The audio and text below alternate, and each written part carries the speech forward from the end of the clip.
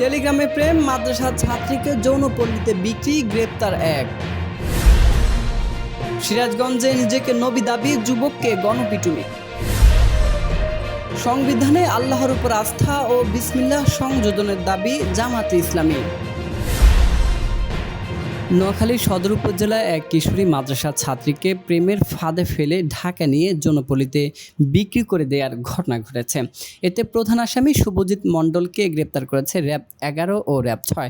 গ্রেপ্তার শুভজিৎ মণ্ডল সাতক্ষীরা জেলার আশাচুনি উপজেলার বদলতলা গ্রামের শঙ্কর মণ্ডলের ছেলে। প্রেস বিজ্ঞপ্তি ও ভুক্তভোগী সূত্রে জানা যায়, ভিকটিম নোয়াখালী সদর উপজেলার বাসিন্দা এবং স্থানীয় একটি মাদ্রাসার 10ম শ্রেণীর ছাত্রী। ওই ছাত্রীর সঙ্গে ফেসবুক মেসেঞ্জারে পরিচয় হয় সাতক্ষীরার তরুণ অভিজিতের। এরপর অভিজিৎ তার ধর্মীয় পরিচয় গোপন রেখে টেলিগ্রামে কথাবার্তা বলে কিশোরীর সঙ্গে প্রেমের সম্পর্ক গড়ে তোলে। পরিচয় সূত্র ধরে গত 7 মে বিয়ের প্রলোভন দেখিয়ে কিশোরীকে বাড়ি থেকে ভাগিয়ে ঢাকা নিয়ে যান। যাত্রাবাড়িতে তারা একটি আবাসিক হোটেলে ওঠেন। সেখানে কিশোরী গয়না ও টাকা কৌশলে হাতিয়ে নেন। এক পর্যায়ে আবাসিক হোটেলে ওই কিশোরীকে জোরপূর্বক ধর্ষণ করে। পরে তাকে যৌনপল্লীর এক দালালের কাছে বিক্রি করে দেয়।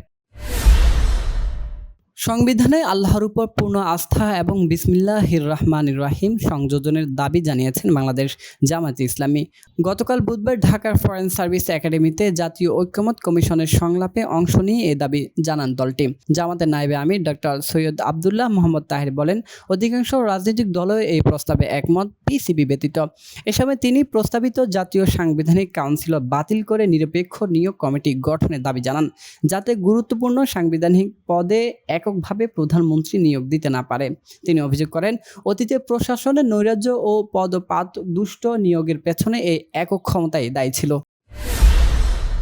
সিরাজগঞ্জের শালঙ্গায় নিজেকে আল্লাহর রাসূল দাবি করায় মোহাম্মদ আরিফ আহমেদ নামে এক যুবককে উত্তেজিত জনতা আটক করে গণপিটুনি দিয়ে থানায় সোপর্দ করেন। ঘটনাটি ঘটে মঙ্গলবার বিকেলে মদিনাতুল উলুম মাদ্রাসায়। সেখানে অফিস কক্ষে গিয়ে সে এমন দাবি করে শিক্ষার্থী ও এলাকাবাসীর মধ্যে ক্ষোভ ছড়িয়ে পড়ে। শালঙ্গা থানার ওসি জানান, তার বিরুদ্ধে মামলা দায়ের করে আদালতে পাঠানো হয়েছে।